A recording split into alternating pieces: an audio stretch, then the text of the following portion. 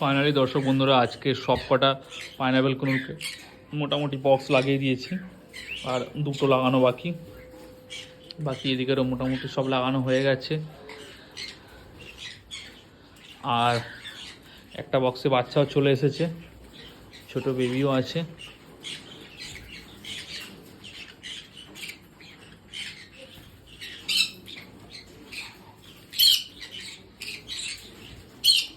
নতুন কিছু ককটেল এনেছি,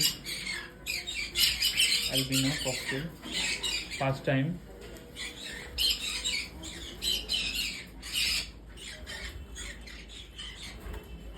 এইদিকে ব্লু ইয়েলো সাইড কোনো রেডেরও কিছু প্রোগ্রেস আসবে কিছুদিনের মধ্যে।